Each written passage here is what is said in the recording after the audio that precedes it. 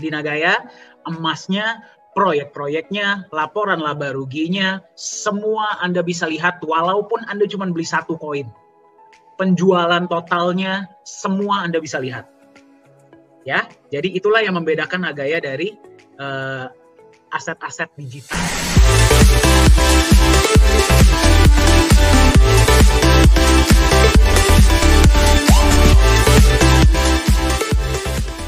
Kita nih ya, ada kedatangan tamu istimewa sekarang. Ya, jadi kita nggak menyadari tiba-tiba beliau hadir. Ya, nah bagi Anda yang sudah hadir hari ini ya, kita kedatangan CEO Nagaya, yaitu Pak Yohanes Chandra. Ada bersama kita hari ini Pak Yohanes, boleh tolong melambaikan tangan? Oh beliau, ya oke. Saya akan pin dulu di depan. Oke, nah kita akan dengarkan langsung ya mungkin beberapa kata-kata ya dan beberapa pesan-pesan motivasional dan informasi dari CEO Nagaya, Pak Yohanes Chandra. Silakan Pak. Ya, makasih banyak Pak Dani. Ya, selamat sore teman-teman semua nih dari seluruh Indonesia. Ya, makasih banyak buat Pak Yunias, Pak Beni, Pak Alfian ya yang sudah mungkin sharing. Saya agak telat tadi masuknya.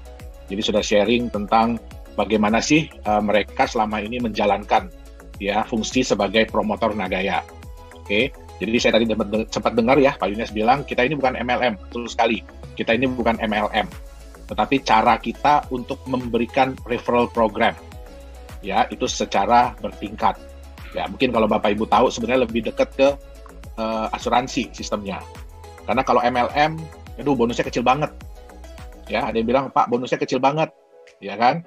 Nah tapi yang harus diingat di sini adalah sering saya orang bilang gitu ya Pak, kok di sini kita jadi promotor ya kita mereferensikan teman-teman untuk beli Nagaya beda dengan koin-koin lain yang bisa wow gitu ya.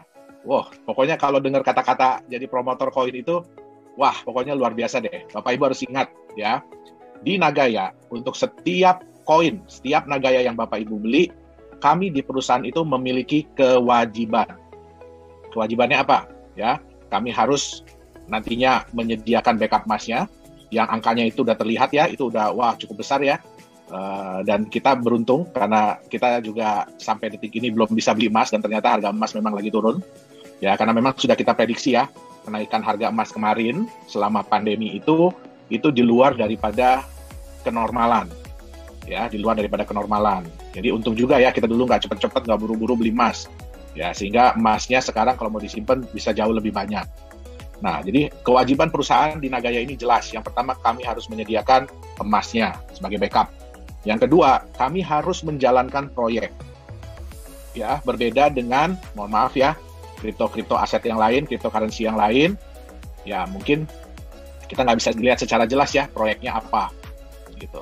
Terus kemudian, ya, kita juga bisa lihat, kalaupun mereka menjalankan bisnisnya, tetapi Bapak Ibu sebagai orang yang membeli koinnya itu tidak mendapatkan imbal apa-apa. Padahal ya kalau kita mau bicara jujur, yang namanya perusahaan cryptocurrency, crypto aset itu sebenarnya adalah crowdfunding. Ya, jadi kita secara ramai-ramai mengumpulkan dana untuk menjalankan sebuah bisnis. Ya, nah tapi ya kalau di cryptocurrency lain ya Bapak Ibu cuma dikasih angka digital. Terus apa yang harus dilihat, apa yang bisa dirasakan? Nanti tunggu harganya naik. Bisnis apapun yang mereka jalankan, sebesar apapun profit yang diterima oleh perusahaan, benefit yang Bapak Ibu dapatkan adalah tunggu harganya naik. Ya, jadi dan itu pun yang beli bukan perusahaan ya, yang beli adalah market. Nah di Nagaya kita nggak mau seperti itu.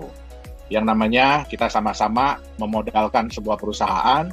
Ya kalau bisnisnya oke, ya kita harus bagi hasil dong. Betul nggak? Kita harus sama-sama merasakan.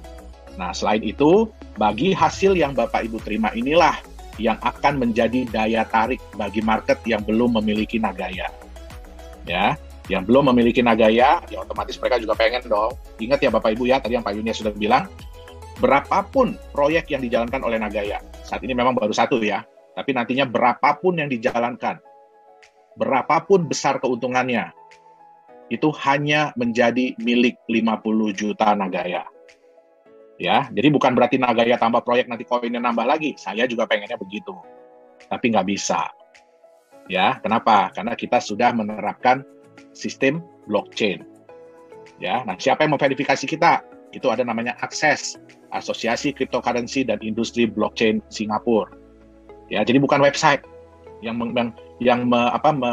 melegalisir, yang menyatakan, yang memeriksa bahwa Naga ini memang benar sebuah blockchain. Itu bukan website, tapi sebuah asosiasi, ya, yang diakui resmi oleh sebuah negara. Contohnya kalau di Indonesia yang mengakui Anda adalah dokter, ya Ikatan Dokter Indonesia. Itu dia, ya. Jadi bukan website, ya. Nah, mungkin saya ingin berbagi sedikit ya, karena beberapa hari ini saya ada baca sebuah artikel yang cukup menarik, ya. Ini di Indonesia. Mungkin Pak Denny boleh tolong, saya mau share screen, Pak. Oke, screen saya udah kelihatan? Udah kelihatan ya. Nah, ini dari CNBC ya. Nah, ini berita yang sangat menarik nih kemarin, ya. Ini sebentar lagi Bitcoin bakal dikeroyok Bank Sentral Dunia. Oke. Nah, ada beberapa kata-kata yang di sini cukup menarik ya. Jadi, kalau koran itu memang pengennya bicara selalu yang bagus-bagus. Ya, jadi wah, Bitcoin mencapai rekor tertinggi. Dogecoin mencapai rekor tertinggi. Ya. Semua kalau yang bagus, wow. Sampai kalau perlu sehari nulis berapa artikel gitu. Tapi kalau ada yang jelek, harganya jatuh, itu tulisannya pendek banget.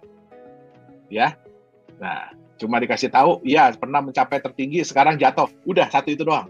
Tapi begitu harganya naik, wow, sehingga di market itu menimbulkan kesan bahwa, wah, cryptocurrency itu semua indah, ya. Nah, jadi di sini ada dibilang ya, jadi memang kalau melihat dari popularitas dan kenaikan harga yang seperti ini, ya ini yang pernah saya sampaikan kekhawatiran, ya bahwa akan ada intervensi dari pemerintah, dari bank-bank sentral. Sering saya sampaikan ya, itu juga alasan kenapa Naga ini di-backup oleh emas, dan juga kenapa kita menjalankan proyek-proyek real. Ya, jadi yang ditakutkan bukan apa-apa. Ya, pasar itu tidak teredukasi dengan benar tentang potensi keuntungan dan kerugian apabila Anda memegang aset kripto. Nah, yang kerugian ini yang tidak diedukasi dengan benar. Oke, sehingga apa yang terjadi? Ya, karena tidak semua negara itu ya meregulasi mata uang kripto, bahkan juga sejujurnya di Indonesia juga regulasi ini masih belum jelas ya, masih belum melindungi ya pemegang aset kripto. Ya, yang diatur itu hanya pedagang aset kripto. Ya. Nah, ini bisa dilihat ya. Jadi Bank Sentral Turki sudah mengeluarkan larangan penggunaan Bitcoin CS untuk membeli barang dan jasa. Ini mulai berlaku 30 April. Nah, ini alasannya apa? Karena menemukan resiko yang signifikan bagi pihak-pihak yang bertransaksi. Nah, artinya apa? Resikonya yang ditakutin. Ya. Nah, terus kemudian juga, nah kalau semua negara ini seperti ini ya, jadi lembaga keuangan itu nggak akan lagi bisa memfasilitasi platform yang menawarkan jual beli aset kripto, custody, transfer, hingga penerbitan cryptocurrency. Ya, nah kalau ini sampai terjadi, ya artinya apa? Itu exchanger tidak akan pernah bisa kerjasama dengan bank. Ya, jadi Bapak Ibu kalau punya aset kripto lama-lama cuma beredar di dunia kripto aja. Jadi dari Bitcoin jadi USDT, jadi Ethereum jadi USDT, jadi apa jadi USDT, semua jadi USDT, nggak ada jadi US beneran. Ya, apalagi jadi rupiah. Nah, ini yang ditakutkan. Ya, makanya sudah banyak negara-negara yang mulai meregulasi. Nih, kita akan melihat serangkaian upaya yang dramatis untuk meregulasi mata uang kripto. Memang belum ada arah untuk melarang ya mata uang kripto. Yang dilarang hanya penggunaan bertransaksi, ya pembayaran. Tapi akan ada upaya yang dramatis untuk meregulasi mata uang kripto, dan ini juga yang sebenarnya Nagaya harapkan. Ya, sebenarnya sudah ada beberapa negara yang meregulasi. Contohnya Jepang, Singapura, Korea. Ya, itu mereka yang secara aktif bekerja sama juga. Makanya di 3 negara itu ada asosiasinya. Ya, nah, oke. Nah, ini kata-kata yang sangat penting. Ini kata-kata yang sangat bagus ya.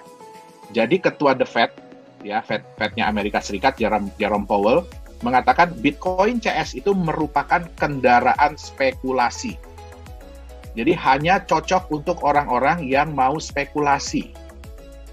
Ya. Di Nagaya, kami selalu mengatakan bahwa Nagaya ini adalah aset masa depan. Ya, aset itu adalah sesuatu yang Bapak Ibu pegang, ya, untuk jangka yang panjang. Jadi itu yang kita harapkan di Nagaya. Ya.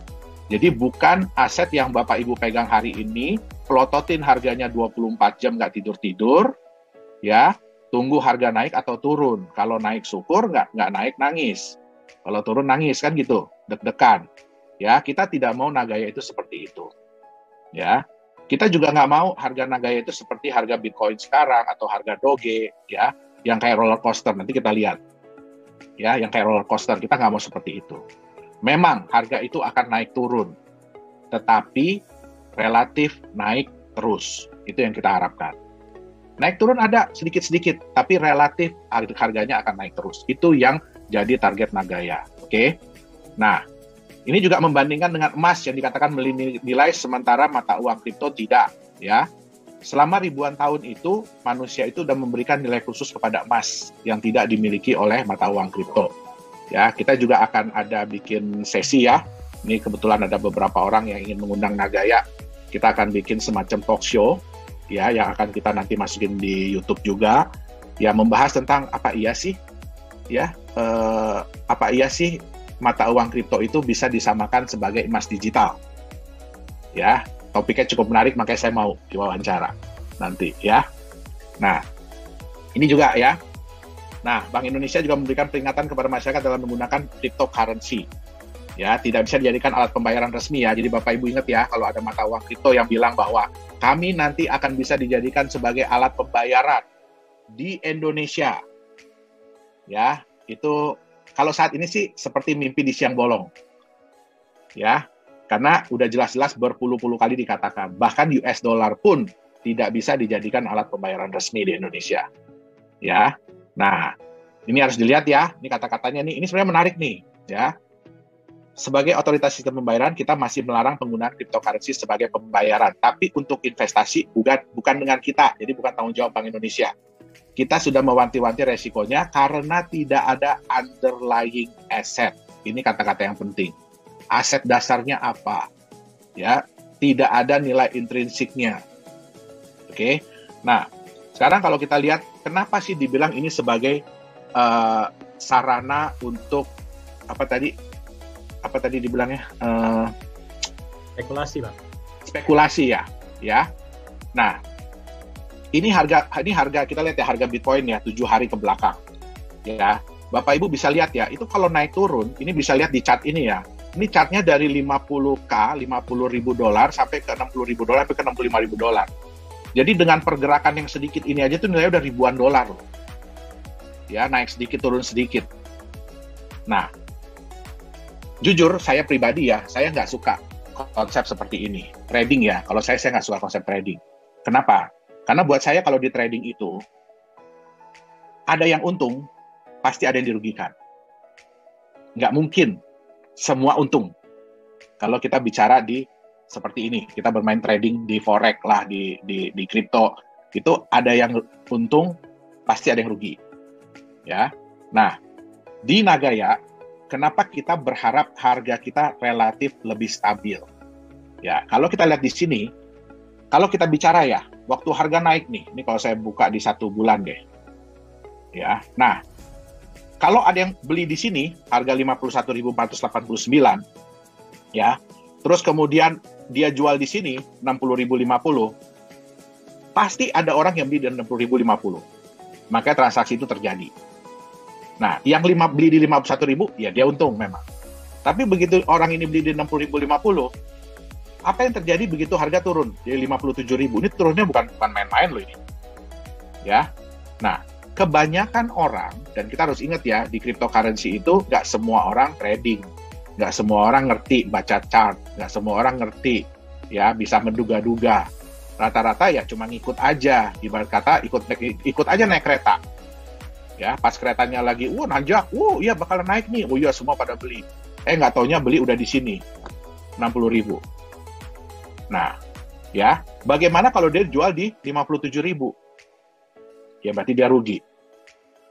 Ya, apalagi belinya udah di sini, 64.000. Oke? Ini kalau dilihat ya, ini 64.000 jadi 53.000. Ini cuma dalam hitungan 4 hari loh. Cuma dalam hitungan 4 hari. Ini kalau kita lihat yang 7 hari, dari 64.000, nih jadi 54.000, ya 4 hari. Ya. Nah, sekarang kita lihat, ini yang lagi ini nih rame nih. Nah, ini harga di 5.769. Ya, ini deh dari sini 5.513 turun jadi 3.500. Siapa yang nggak stres? Saya tanya. Ya, makanya ini dibilang kendaraan spekulasi. Kenapa? Kita nggak pernah tahu turunnya sampai mana, naiknya sampai mana. Nah, sekarang kita bandingkan dengan barang yang punya nilai dasar intrinsik. Ini contoh Bapak Ibu bisa lihat ya, Facebook. Ini chart 5 hari. Ini range-nya 312 sampai 303. 313 sampai 303. Ya. Kalau kita lihat lagi yang lebih stabil.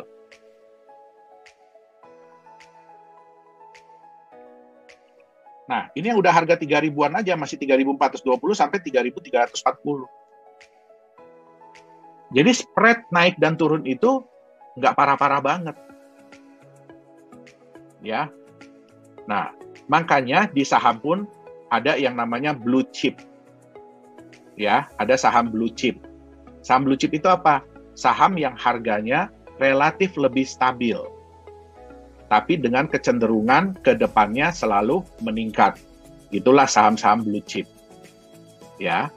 Nah, Nagaya tidak mau dijadikan alat spekulasi. Ingat, kita mau Nagaya ini menjadi aset Bapak Ibu yang bisa diwariskan, ya, yang bisa dikasih ke anak cucu, ya. Jadi bukan aset spekulasi, ya. Bapak Ibu kalau dibilang kan, ya sabar beli Bitcoin, ya sabar. Udah harga kemarin berapa 900 juta, ya kan keburu kebeli, ya udah sabar aja, jangan dijual terus. Ada yang tahu kapan Bitcoin bisa lagi menyentuh harga 900 juta bahkan jadi 1 miliar? Nggak ada yang tahu, ya. Nah, kalau di saham blue chip kita masih bisa tahu. Ya, kita lihat berita, dia nambah aset, dia nambah bisnis, dia nambah ini, keuntungannya sekian, dividen kemarin-kemarin sekian. Nah, itu dia. Ya, tapi untuk cryptocurrency ya mohon maaf, sebagian besar mata uang kripto itu masih merupakan kendaraan spekulasi.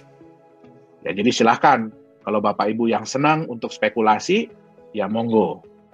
Ya. Nah, tapi kalau di Nagaya, kita di Nagaya ini menciptakan Nagaya bukan sebagai kendaraan spekulasi, tapi sebagai aset masa depan Bapak Ibu. Itu dia. Ya, mungkin itu yang bisa saya sampaikan ya untuk training hari ini. Sebelumnya saya mohon maaf kalau ada salah-salah kata. Ya, jadi saya kembalikan lagi ke Pak Dhani. Silakan, Pak. Iya, terima kasih banyak Pak Yohanes ya. Banda yang pertama kali hadir, Pak Yohanes adalah CEO dari Nagaya Technologies. Jarang-jarang bisa hadir ya, jadi Anda yang hadir hari ini sangat beruntung ya bisa langsung bertemu dengan beliau. Nah, tadi saya simpulkan ya bahwa mayoritas dari cryptocurrency ini sayangnya, unfortunately itu masih dijadikan sebagai alat spekulasi. Ya, jadi nggak ada yang kita mengetahui spekulasi itu dari mana. Biasanya kita tuh ada yang namanya technical dan fundamental analysis. Di cryptocurrency kita tidak bisa melakukan fundamental analysis sama sekali, ya karena kita nggak paham bisnisnya seperti apa, laporan keuangannya bagaimana, tidak ada yang bisa dipelajari. Itulah kenapa naik turunnya seperti tadi Pak Yohanes bilang, kita nggak tahu kapan akan naik, kapan akan turun. Ya kalau sentimen lagi positif dia naik, sentimen lagi negatif dia turun. Ya, itulah perbedaannya dengan Nagaya. Di Nagaya, emasnya, proyek-proyeknya, laporan laba ruginya, semua Anda bisa lihat walaupun Anda cuma beli satu koin. Penjualan totalnya, semua Anda bisa lihat. Ya, jadi itulah yang membedakan Nagaya dari aset-aset digital lain.